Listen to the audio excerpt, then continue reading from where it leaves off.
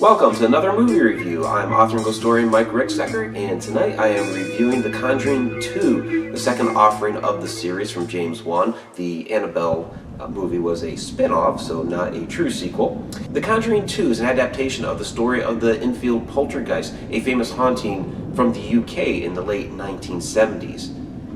We'll get into a lot of those specifics here pretty soon. I don't want to reveal too much since I want you to also enjoy the movie. This movie does focus primarily on Ed and Lorraine Warren and their role in it. And the big controversy here is that in real life now, this movie's been Hollywooded up. But in real life, Ed and Lorraine Warren were only at this location for about a day. And from all accounts, they invited themselves. The movie spin on this story is that the church has hired Ed and Lorraine Warren to look into this haunting for a period of 3 days in order to determine whether or not there's enough going on here to warrant a deeper investigation. My concern going into this movie was how far it was going to stray from the original story. With the first Conjuring movie, although it was a fantastic movie, great story on screen, it paled in comparison to the true story of the hauntings at the farmhouse in Rhode Island of the Perron family. Very few elements of the true story of that particular haunting made it into the film, and so I was concerned about that with this as well. And I will say that they did do a better job of incorporating some of those true elements. Now, of course, there's, like I already mentioned, the big glaring spotlight on the Warrens in this, as well as, if you recall from the first movie, it started off with the story of Annabelle and then worked into the Perron case. In this particular movie, in The Conjuring 2, they start off with Amityville, and then they roll into the Enfield case. And there's some crossover, and you'll see that, and I'm not going to spoil that for you. But it is another interesting take and twist on the whole Amityville story. Another Hollywood director has had his hand into perpetuating that tale.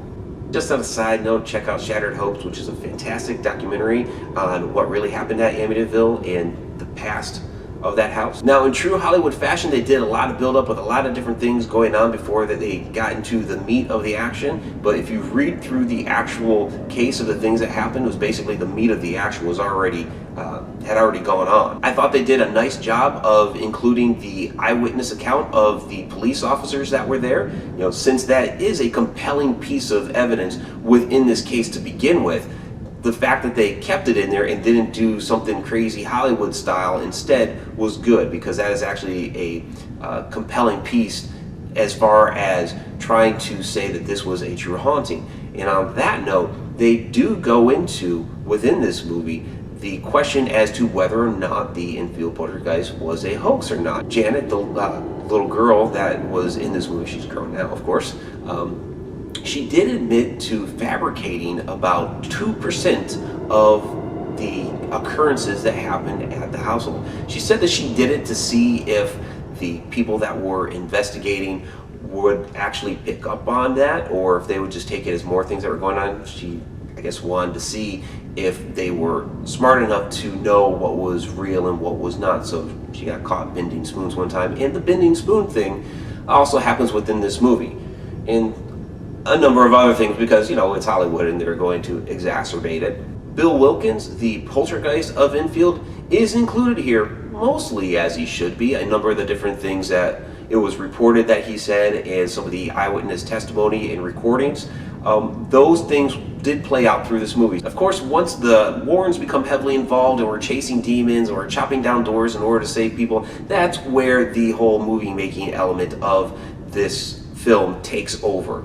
There's even some, if you watch for it, at one moment it's snowing, the next moment you have the torrential downpour and the lightning and thunder going on. So somehow in the middle of Christmas, when it had previously been an extremely cold day, we now have a lot of humidity and the cliche thunderstorm going on while we're fighting a demon. I also like James Wan including a number of different Easter eggs throughout the movie. And if you look for it, and I really wasn't, I just happened to notice a couple of things and question it along the way, there are a number of places where you are given a clue as to what exactly it is they are fighting against. Subtle little things dropped in here and there if you keep an eye out for it.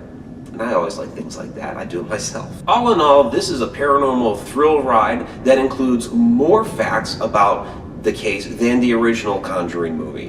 And that's a breath of fresh air. They did a good job of including a number of the elements of the case, including the famous photographs that people question all the time as to whether or not they are real. And of course, including a lot of action and jump scares if you're into that sort of thing, and a number of high tense situations. It's another fantastic addition to James Wan's collection of horror movies, and I definitely recommend it. But I also recommend reading up and looking into the facts of the Enfield case and making your own assessment as to what happened there is true or not. So if you saw the movie, please go ahead and leave some comments below. Let me know what you thought about it. If you like this review, please go ahead and give me a thumbs up.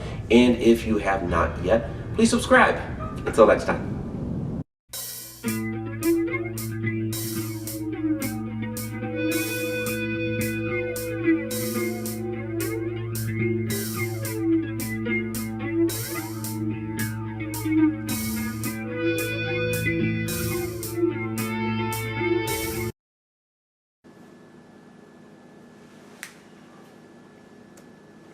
Got him.